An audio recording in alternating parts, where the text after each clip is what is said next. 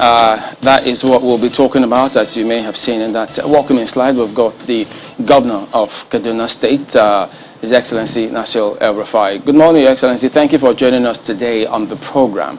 Well, good morning, Chamberlain. All right, talking about the elections and how that panned out, and considering the feedback that you've received, perhaps word out there about how the electronic voting process turned out, how would you assess it, given the objectives that you also set out for that particular election? Well, thank you, Chamberlain, for inviting me. First, let me start with the logic behind the electronic voting. We believe that it is all about election integrity.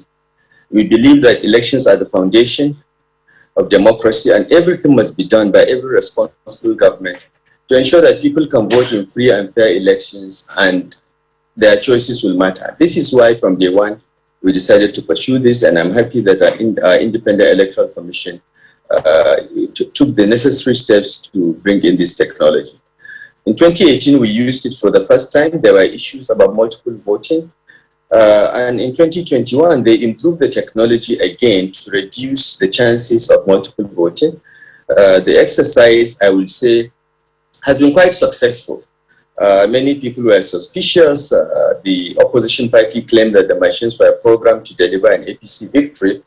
But overall, I think the whole process went quite well. We couldn't conduct elections in 4 local governments due to security concerns. But out of the 19 local governments where elections were conducted, PDP has won 1, Kaura in southern Kaduna. And we have won 4 of the local governments in southern Kaduna, and another 11 in the other 2 senatorial districts. So for me personally, the results of the election so far is a unifying moment for our state, which is what we've been working on. We want to work against this narrative that the PDP is a party for one part of the state, while the APC is a party for another part, or the PDP is a party of one religious affiliation and the APC is a party of another. The results of the election clearly shows we are finally uniting Kaduna State, and people are making choices based on performance of their elected officials. Those that claim that the machines were programmed were ashamed when it was reported that APC lost in my polling unit. People were laughing that I lost my polling unit, but it is democracy that won. I'm not on the ballot, so it's not a referendum on me, it's a referendum on the councillor and the performance of the local government chairman. And I'm happy it went very well. And I'm happy that the loss of my polling unit shows that, we did not program these machines and we do not influence our Independent Electoral Commission. And the whole thing has worked very well. There are still issues that came up, and the Independent Electoral Commission is working on them. 2 local governments are still contentious. The results have not been communicated to me. SECOM has not announced on 2. I've been told that Kachia, one of the local governments, the results are inconclusive because the machines did not function in many polling units. Soba is still being awaited. But so far, I will say the exercise has gone reasonably well. Very, very well. I am quite satisfied. Losing my polling unit is not the issue. I'm happy that the choice of the people prevailed in the end. In addition to some of those other areas that you mentioned, because they also talked about Giwa and Igabi, they said that about 18 machines were snatched in those areas. And because, this EVM, it's going to be under scrutiny as to whether or not it's something the country can adopt on a wider scale. So they'll look at all those little challenges with a view to improving on those areas. So how do we, if we were to try this at a larger scale, how do we go against those cases where thuggery, snatching of those voting machines can be avoided? Well, there is little you can do to avoid thugs snatching voting machines, but you know, these voting machines are programmed to be disconnected remotely by CCOM, by the Electoral Commission. So once you snatch the voting machines and CCOM is reported to CCOM, they can, from their offices in Kaduna, disconnect it. So it's of no use to you. Of course, we'll lose the voting machine if it is destroyed, but the voting machine also provides its GPS location so you can target and go and recover it. Now, what do we do to make it better, to make it foolproof? One of the issues we had in 2018 and even here in 2023 is that INEC refused to give us the card reader. That's what led to the multiple voting in 2018.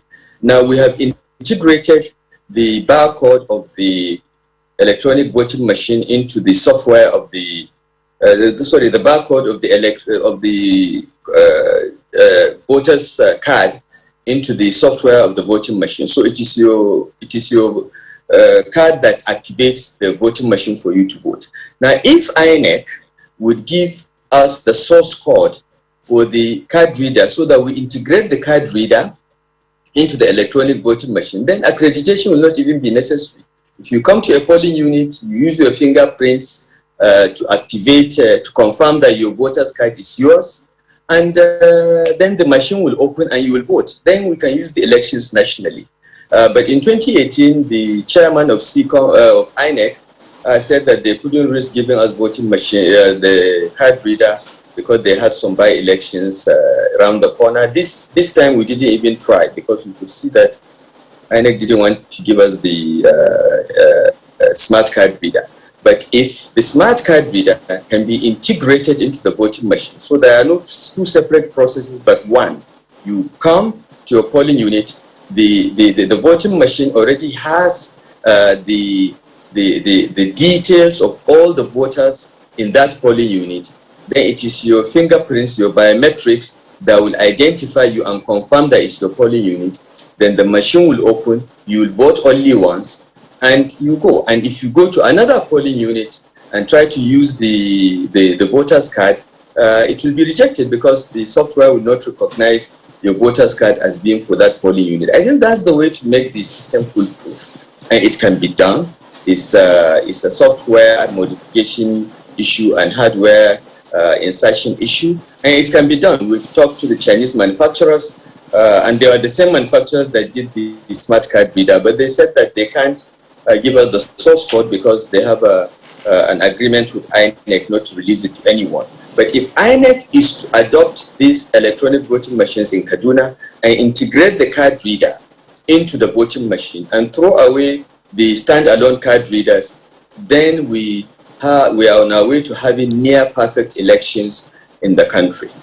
You know, some of the issues that they also raised on ground, because I mean there were images that did circulate, they were speaking in local language about those allegations of pre-programming or machine tampering. They, in some of those clips, said that while they imputed the political party they wanted to vote for, rather than starting from 1, because they were the first people to get there, some start counting from 118. So they didn't understand that kind of logic. No, that is totally false, because the machine doesn't show you what it is counting. It doesn't show you how many votes have been cast until the votes have all been concluded and tallied. And all the party agents are there to not only look at the results printed by the electronic voting machine, but also if there is any argument, the physical ballots which the machine prints after you vote can be counted to cross-check. So all those are allegations of the PDP, because you know the PDP mindset is always to cheat. It's always to find a way to win, whether the people want to vote for them or not. So they have all these conspiracy theories. But we are not like that. Look, if we wanted to be like others and write the results and say that we won in every ward, we won in every polling unit, as others do by the ruling party, we would have done it. But clearly, we are interested in seeing that people's choices prevail. Now, if a party, if people decide not to vote for the APC and choose another party, they have 3 years to change their mind. People should be allowed to make their mistakes and learn to correct them in the next election cycle. We don't want to win everywhere. It is not reasonable to win everywhere. And we are quite happy to live with the choice of the people. I've made it clear, Chamberlain, to even our own people who said, let's win everywhere, let's prepare for 2020. I said, no, we will not do that. We will allow the people to choose and will allow them to correct their mistakes in the next election cycle. I went to the Commissioner of Police, for instance, when I got information that some of our people and PDP people are trying to compromise the security agencies to help them cheat in the elections. I went incognito to the Commissioner of Police on Thursday and told him that he should consider posting out all the DPOs from their current locations, because some of them have already made arrangements with politicians on both, in both the APC and PDP, to try to find a way to manipulate these voting machines. And I requested the CP to post all the DPOs on Friday so that, they will wake up on Saturday and there are new DPOs, new policemen. And we brought policemen from other states that are not used to the terrain to come and police these elections, because we wanted free and fair elections. For us, that's what matters. It is not winning. It is getting the people's will to prevail, because that is what will build our democracy. That is what will give people the confidence to come out and vote in elections. Our voter turnouts are very low, 30%, 40% across the country. In these local government elections, the voter turnout was even lower. In my polling unit, with nearly 900 voters, only about 100 something voters came out to vote. So, there is still apathy towards elections because people don't believe that these elections matter. But I am confident that with the results of the elections and with people having more confidence, we'll get better. And, SECOM will now have the next 2-3 years to take these machines round and make people more familiar with them, because some people are afraid of technology. They don't know that this machine is as simple as operating your phone. So there is a lot of advocacy and sensitization that is needed on our part. But I believe very, very strongly that the time has come for us to consider this on a nationwide scale. And there are enough safeguards, because this machine sends the results not only to the server, it prints the results at the polling unit where all the agents sign. The copy of the results is also backed up on a USB, so it's physically carried, so that even if you hack the server and change the results, you cannot hack into the USB. So there are multiple guarantees to ensure that the results are not changed, and a lot of this can be used as evidence in the tribunal, even if people successfully change one result or another. So we've thought about this, and I want to commend our Independent Electoral Commission, our chairman, Dr. Saratu Diko, and her team for an excellent job. By the way, Dr. Saratu Diko was my A-level chemistry teacher. She taught me. So we went out of our way to get people that even we cannot influence. I cannot call Dr. Saratu and say, do this, because she was my teacher at A-levels. So, these are the sort of people we have in our electoral commission, people that are non-partisan, don't care who wins, but are only interested in election integrity. This is about election integrity, Chamberlain, and we are very proud of the work that SECOM has done. And we're very pleased with the outcome, even if we lost in a few places. It's okay. It's okay to lose. Politicians, both PDP and APC, they usually tell us that, look, in fact, we had a senator who did tell us on the program that in one of the Southwest elections that the APC, they had to do certain things about vote buying when they saw what the opposition was doing. So both parties usually accuse themselves of rigging or wanting to rig elections.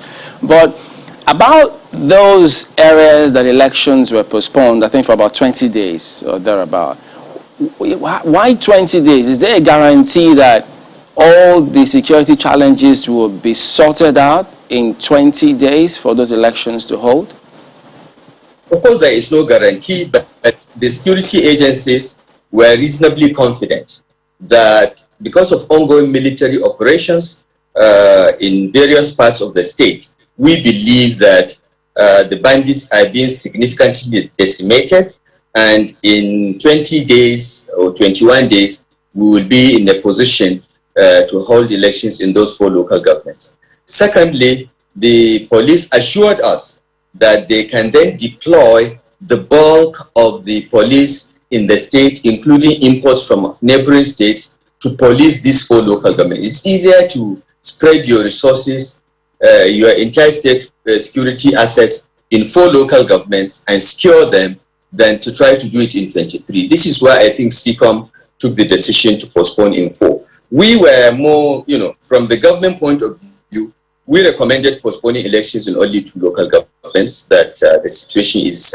quite bad, Birnungwari and Zango Katal.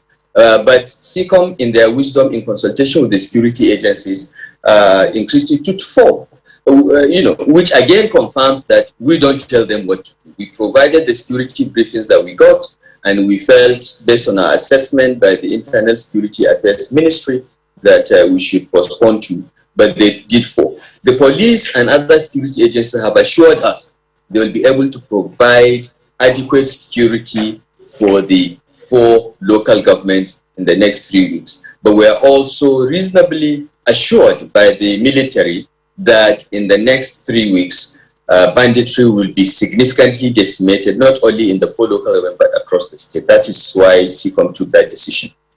I'd like to take you back to some of the things you said earlier on, and just to say that for a lot of people seeing this election play out in Kaduna, they must have thought, this is a way to go. And I think it hit home, particularly for them, on the back of the controversy we saw at the National Assembly over electronic transmission of result or not. And you didn't miss that, I'm quite sure. So I wonder what your interpretation of, that whole debate and controversy is in the context of the fact that you've not just done this once. This is the second time that your state is conducting local council elections using electronic means. You've said that some people are perhaps afraid of technology and the rest. So on a national scale, because for a lot of people that will be the next line of conversation. So what is your interpretation of that debate around electronic transmission, whether or not we're able to do it, whether INEC should use its discretion or just stay with the traditional means of electronic or election transmission? What's your interpretation of that? Look, people that don't understand technology are genuinely concerned about it. What you don't know, you are suspicious about. So it's understandable. Secondly, electronic technology is not foolproof. We've had elections in Kenya where the election server was hacked and the results were changed. The Supreme Court had to annul the elections. But what is the solution? The solution is what we have adopted in Kaduna. Have multiple ways of getting the results other than electronic transmission. It is true, the electronic transmission of results can be hacked and results change. But if you have it physically on USB, if you have the paper results signed by all the agents, you have the security agencies with copies of all the results, because we print at least 10 copies of these results and we give all the security agencies, we give all the party agents, and then the electronic version of the results is also in a USB that is physically carried to the collection center, in addition to what the central server has. Now, unless these 3 check and all the boxes are ticked, you reject the result. I think that will provide enough guarantees against the fears that electronic transmission of results will lead to tampering. There are 2 aspects to this electronic voting, Kaidi. The first is the voting process itself. That we have shown can be foolproof. And as I said, if the improvements we suggested, which is to integrate the smart card reader and biometrics into the machine, are effected, then the machine becomes almost nearly impossible to manipulate. That's one. Secondly, the second aspect of it is once the voting is done and the results are then collated, How do they get to the server? The fear is the electronic transmission, which can be hacked. But you can introduce the two backups that we have in Kaduna: physical results signed by all the agents with copies to security agencies, and then the physical results in electronic form in a USB that can then deliver to the collation center and checked. And unless the three all tally, then the results for that polling unit or that ward are cancelled. And if you embed that into the law, so that's the evidence that can be tendered before a tribunal, then it will take care of everything. I think just as technology has its risks, technology also has the solutions. If we use our brains, and there are enough brains in Nigeria to be able to do this. So I think we have enough time to work on this, and we are very happy to share our experiences with INEC. And indeed, INEC sent a team to monitor what we did in 2018, and they also sent a team this year. So I think it's something they're thinking about. And I think the National Assembly should take a second look at the provisions regarding the use of technology in elections. It's not just, people are concerned about electronic transmission, but that's just one aspect of the challenge, which as I explained, can be resolved. The other aspect is to have the voting done electronically in a way that is simple, that anybody that can use a phone can vote and can be reasonably sure that his vote will count. No, for a number of people, they say the fear is not exactly with INEC, that INEC seems to have been quite bold and, in its bid to want to incorporate more electronic voting into its system, or aspects of technology into the voting system. However, it would seem that it keeps meeting with some cogs in the wheel of progress, so to speak. And we saw what happened on the floor of the National Assembly. The worrying part of it was that the fear was along partisan lines. Those who were afraid of the deployment of technology or more technology, voted along party lines. So those who were not in the APC voted mostly for electronic transmission, and those in the APC seem to have mighty fears about the incorporation of technology. Can you speak to us about the thinking? I don't know whether this is something that is along party lines, and whether there needs to be a lot more convincing within your party about the acceptance of technology in elections. Yes, I think there is need for a lot of advocacy. As I said, I think it is the reason why you saw the voting along partisan lines is because incumbents want to protect what they have. And if you're the incumbent, you want the status quo to remain, because you think this is the system and this is the system that is likely to return you back to office. So this is why you saw it. I don't think APC has a position against electronic voting. I would know if the party has such a position, and I would not have been allowed to implement it in my state if there was any party position on the matter. I think people took individual decisions. I don't think it's a party position. But having said that, I think with the success in Kaduna, and the success, I would say, is almost total, as I have explained, we are going to do a bit more in explaining this, and I will personally take this up with Mr. President and the Senate President and the Speaker of the House, and try to get more advocacy. I think the issue is for people to understand that this system is foolproof, nearly foolproof. Once they are reasonably, it's interesting that you say it's foolproof, because I mean, when you look at what happened in Kaduna, and I do not know if you have further comment on whether or not you think that perhaps your position, because when you were talking about attempts to rig the elections, I mean, people trying to bribe police officers, for instance, or bribe electoral officers, for instance. I mean, you did say that this was happening in both APC and PDP. I do not know, because the results have come out for your local government, and the chairman in your local government now, we understand, is now of the opposition party. So if these are some of the results that could come out, I mean, in free and fair elections, and I don't know whether you have further comment on whether the elections that happened were free and fair in Kaduna State. If these are the results, do you think that any party and incumbents who willingly, adopt this method, seeing the results that have been thrown up in your state? Look, first of all, let me correct you. The chairman of Kaduna North local government, my local government, is APC. He won, okay? He lost some councillors because councillorship elections are very, very personal elections. People know who they are voting for. And people were not happy with the councillors in the first term, so they voted against them, even if they are APC in the second term. That's what happened. It is not that, but overall, the chairman of Kaduna North local government is APC. So you've got your information wrong.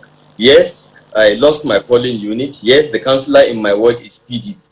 But that's okay, because the councillor that was in the first term was APC. I don't think the people liked him very much. So they voted against him. They voted against the individual, not really against the party. But they gave more votes to the chairmanship candidate than they did to the councillor, because they know the councillor, they see him every day.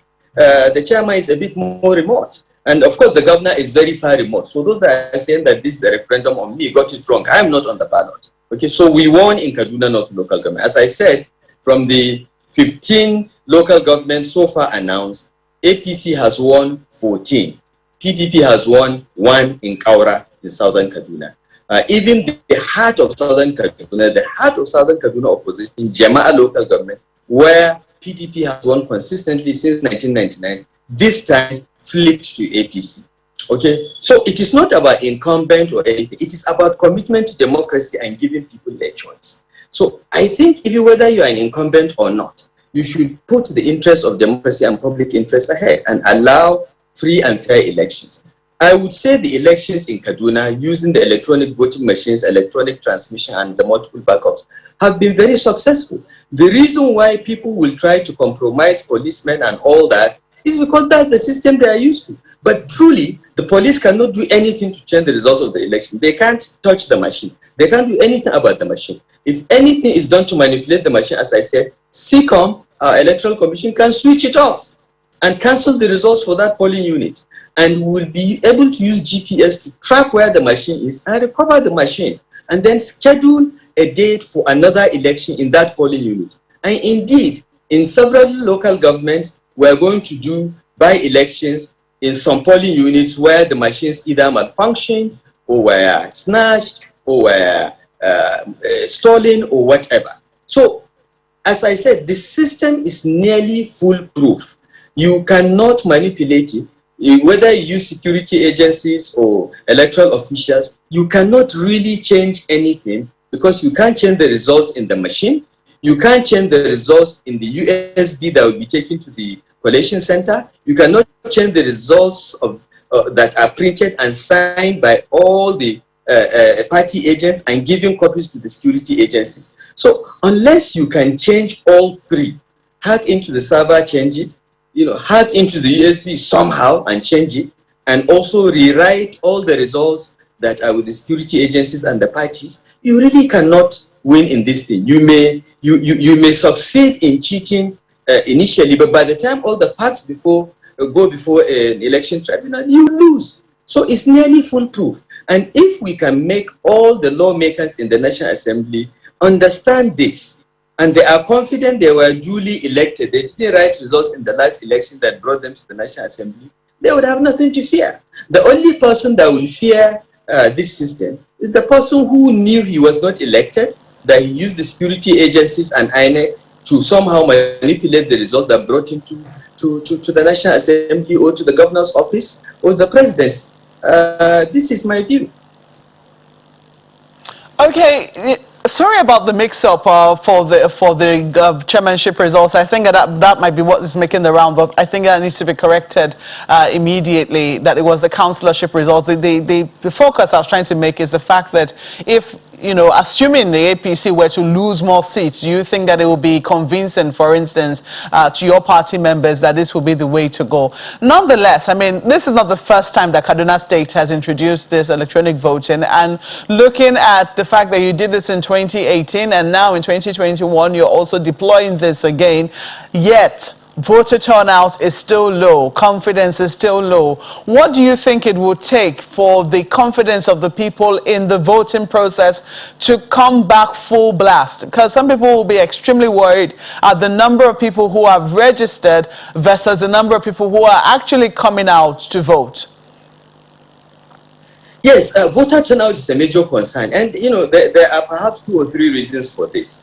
The first is that because we had to do modifications to the voting machines, they arrived a little late. We didn't have months to prepare people and show how the machine works extensively, so that people have confidence that even though I am not educated, even though I have not seen how the machine is, I will still be able to vote. So there was the fear of technology even on the part of voters, and I think it contributed to the apathy. And this is why I said earlier that we intend to use the next 2-3 years, to try to get more people, to participate. Secondly, local government elections usually have lower turnout because, unlike national elections where the entire populace is mobilized, local government elections are isolated elections in one state. So there is that issue. We've seen that. We've also seen that with by-elections. Whenever you have an out-of-season election, voter turnouts tend to be low. We need to have more and more advocacy on the use of the machines. And the third thing, I think, for me, which is a very positive thing, is the fact that, for instance, in Kaduna North local government, even though APC won the chairmanship, we lost more than half of the councillors, because the councillors that served in the last 3 years were returned by the party using consensus, and many people were not happy with that. So they voted against them. They didn't vote for PDP. They voted against the councillorship candidates, and we lost them. Now, the result of that, I think, will send a message to the people that you vote smarter. You can vote out people you don't like. So I have a feeling next election, next local government election, will have higher confidence, higher turnout, which will also be improved by the continuous advocacy that we are going to ask SECOM to do for the next 2-3 years. They shouldn't wait until election cycles to show people how these machines work. They should use the 2-year period before the elections to really show people that these machines are easy to use. Go village by village, ward by ward, local government by local government, go to the market on market days and show people that this machine is easy to use. You can do it. You use your phone, you can use this machine. This is how to improve the voter turnout. But as I said, the loss of APC, of many councilorships, even when we won the chairmanship, it's a clear indication to people that, yes, our votes matter. So let us come out next time and vote out the people we don't like. So I think it will work generally in future elections. But a lot of advocacy and explanation is necessary. A lot of communication and PR is needed.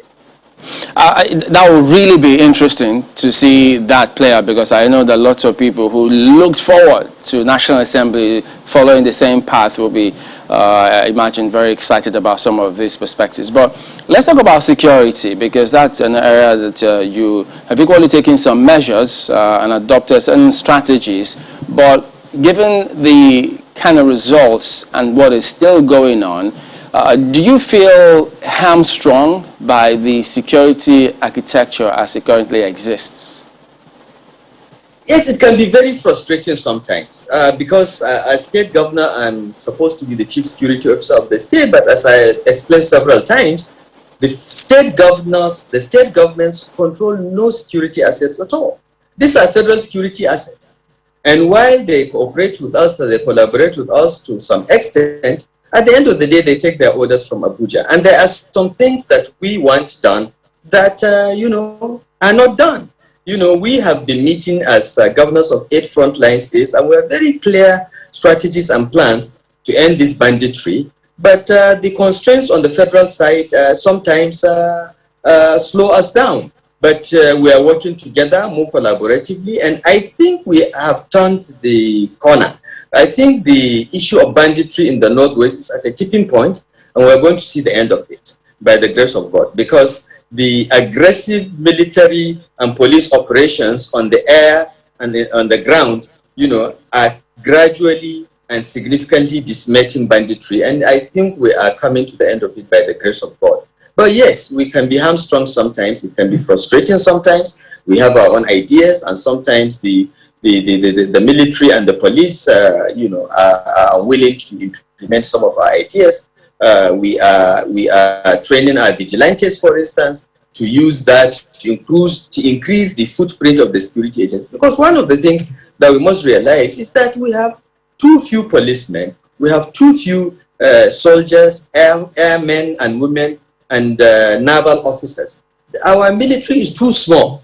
Our police is too small in size and footprint to confront the challenges that we are facing in almost every part of the country. So they are overstretched, and we understand that, and this is why we are training thousands of vigilantes, and we've agreed with the security agencies to arm them so that they work collaboratively with them to increase the number of people to face and end this banditry once and for all. So we are optimistic that we are at a tipping point.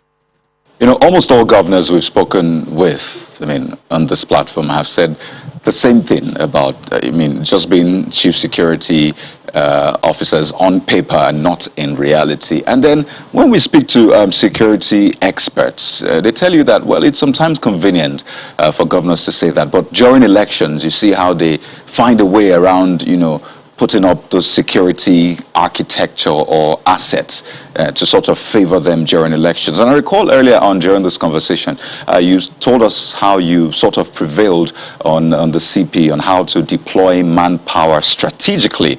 So, at least to that extent, you had a say in the security architecture for the election. So how is it hard to translate that, what you did, kind of success you achieved during the elections, to other areas? Okay, look, first of all, asking the DPO, asking the CP to deploy DPOs is administrative. And even that, if the Inspector General of Police was hostile to me or to my government, he can, the CP will call the IG, and IG will say, don't do it. And that's the end of the matter, okay? My influence on the CP is soft power. I went to him and I said, please, this is what I think you should do, because I don't trust our politicians on both sides. They will try to use the security agencies one way or the other. So it's an entirely different thing than to go to the CP and say, I want you to deploy mobile policemen to go into the bush and kill bandits.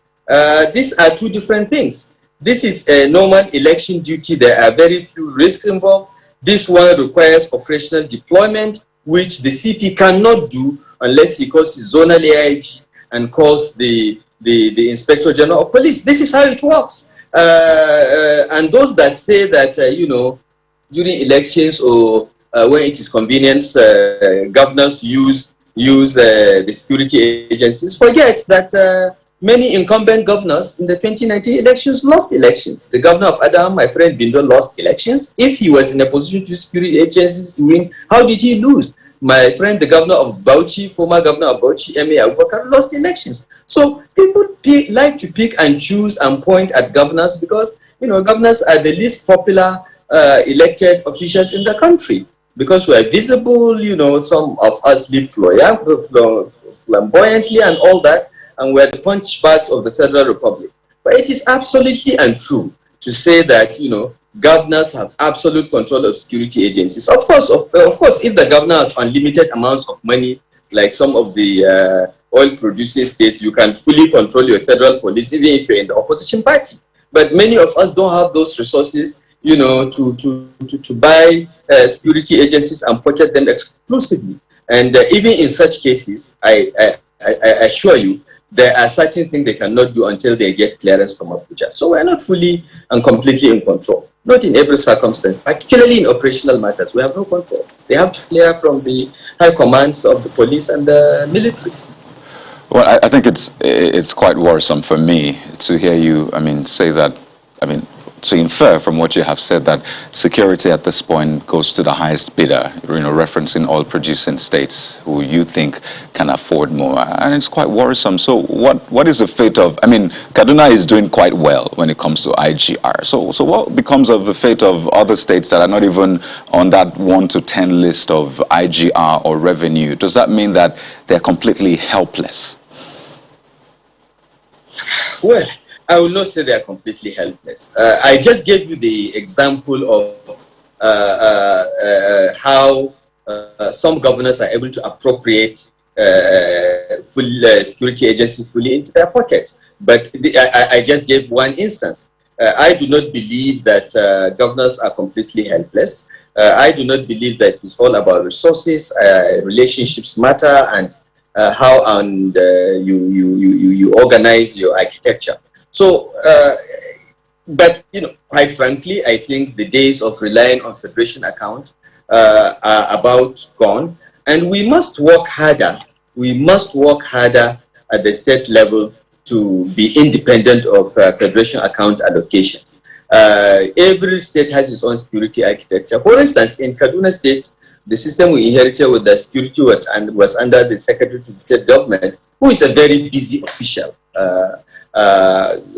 cabinet secretariat, so many things. So we decided to create a Ministry of Internal Security and Home Affairs, and Gombe State, Zamfara State, many states, have gone this route, and the security management, the coordination has improved significantly in Kaduna, and I believe in other states as well. So we are not totally helpless. I'm just trying to point out our constraints as governors and how some other state governors seem to have more control over the security agency than some others. I'm not generalizing here. I'm just saying each state has its own peculiarities, and the architecture you need to improve coordination and the resourcing of security agencies needs to be tailor-made to each state and according to your resources.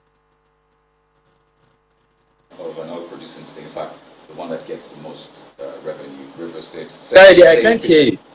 Okay. Sorry, I can't hear you. I'll take this back to Chamberlain. All right, so before we get to that, I mean, have you been able, are you still able to carry out developmental projects in the states given the security situation there? Yes, of course. Look, this banditry is essentially a rural phenomenon. That's why initially we were calling rural banditry. It has now moved closer to urban areas, but when it started 2.5 years ago, it was essentially an urban, rural phenomenon, and but that has not affected our ability to attract investments into the state. In the last 2 years, we've attracted more than $2 billion, closer to $3 billion of foreign and domestic investment into the state. We've also engaged in massive infrastructural development across the state, everywhere. It's only in the most insecure local governments, and here I'm referring to local governments like Birnungwari, that has been afflicted with this problem for a long time, that we've had to suspend construction works of some of our roads and schools and hospitals and so on. We have done extensively, particularly in our 3 metropolitan areas, Kafanchan, Kaduna, and Zaria, to catch up on the infrastructure development, because Kaduna State has fallen behind other states in terms of infrastructure development, while we were facing population explosion and rural urban migration. But in the last few years, we have done significant investments, and we're able to get a lot done. And this is still ongoing, and this is just the foundation. And my hope is our successors will continue to build on this and do that. Another innovation that we just introduced with the help of our State House of Assembly is to create metropolitan management authorities. We do not believe that splitting a city into 3 or 4 local governments is the way to manage that city. Cities need centralized management, because garbage collection, drainage, water lines do not recognize these artificial local government boundaries. You have to manage a city as an integrated and organic unit.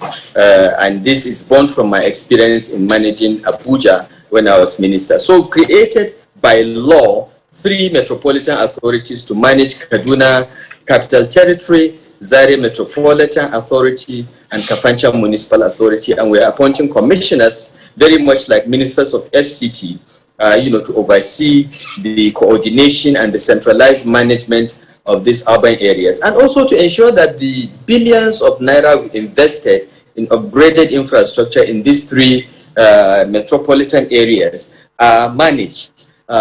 So we have invested significantly in infrastructure and put in place a method of maintaining and continuing this infrastructure development.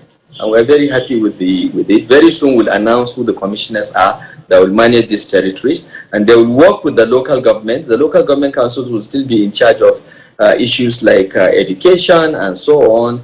But the management of the city itself, garbage collection, urban development, urban management, transportation, emergency services will all be under these administrators of the territories that will be commissioners of cabinet rank. Final note, still on development. I mean, education is vital to development, right? And I was trying to say earlier that, in fact, your colleague, the governor of Rivers State, which is an oil-producing state, has said the same thing, that they're just chief security officers on paper, just like you said. So there will be questions around which of the oil-producing states are you referring to, because he has said clearly that he does not have the power, and he has referenced some examples. But about education, on a final note, we saw wives of northern governors speaking about, schools cannot remain perpetually closed. So what is the plan, really? If you could just wind down on that one. Yeah, education is the most important asset you invest in any child. I am the product of education. I am not the son of anybody, but today I'm governor because I got educated. And I got educated in public schools. This is why we were very, very, very, very focused on ensuring the revival of the quality of public education. We've invested significantly in education in the last few years. We have taken the unprecedented step of sacking 22,000 teachers and hiring 25,000 qualified teachers to improve the quality of education. And we are investing aggressively there. Now, the North has always been behind in education. We've been continuously an education disadvantaged region right from independence. Even though we've been giving preferences, JAM scores and all that, that has not helped. In fact, it has made our people lazy. So I'm against this differential JAM and differential FGC scores. I think people should be encouraged to work harder and compete. And we are preparing our children in Kaduna State to be competitive, not only in Nigeria, but globally. We are giving them the best possible education. We are investing heavily in them. We are investing heavily in teacher development. And the schools are closed now because on the advice of the security agency, they need a couple of months to undertake massive security operations. They are doing that. We are confident that from the next 2 weeks, we will start gradually opening of schools. We have moved many of our boarding students in rural areas that we are not sure we can protect to urban schools, thereby increasing the congestion in urban schools that we know we can protect. That they have been taking their exams, but the Ministry of Education just brought a proposal for the gradual reopening of our schools. We know that the education is the most important thing that we have to do, and we are backwards. The continuous closure of schools is exactly what the bandits and Boko Haram wants, and we're not going to let them win. But we must put the safety of children and our teachers first, and we're working on that. But as I said, because of the massive security operations going on, the situation is improving. It is not reflected in the newspaper headlines, but I receive the security reports every day, and I know things are improving. And we already have a proposal, and we'll begin the gradual reopening of our schools, and we are going to enhance the protection and safety of our schools by the time they are all fully reopened. We are working on that. We are conscious of responsibility, and we are going to catch up on the curriculum. We will not lose anything by the special grace of God. Education is key, and the North must stand up and work harder to catch up and be competitive, not only with the rest of Nigeria, but with the rest of the world. Well, Your Excellency, we'll really appreciate it if you can answer this next question in 30 seconds, because we really have to go. And I don't think you've had time to speak on this matter ever since. It's about the emir, because they said that he was not part of those in consideration at the time, but you brought him in because he was your relative, and Zara people say they are not happy. So why did you do that? Look, the law enables the governor to pick any of the princes as emir, and that's what we did. We looked at the history of Zazzau Emirate. We took into account the fact that this ruling house has not had an emir for 100 years, and the ruling house has not had an emir for 138 years, and we took all that into account. and we made our choice. And the people saying that Zaria people are not happy, they are a minority. This emir is extremely popular. He's very, very popular. Recently, we conducted a poll from before the local government elections to know where we are. And the emir of Zazzau is massively popular, and he's doing very well. The disgruntled elements will say that they don't like it, but, you know, that's how it is. I am from Zaria, so everyone is my relative, but that's not the point. This guy has been has had a successful career in the private sector, in the public sector, ambassador. In my view, he was the most qualified to be emir, and he was qualified, and I've appointed him. I have no apologies. We need to then anchor at that point. Thank you very much indeed for talking to us this morning. We've been speaking with His Excellency Nasir El-Rufai, Governor of Kaduna State. Thank you for having me. We're back in a moment.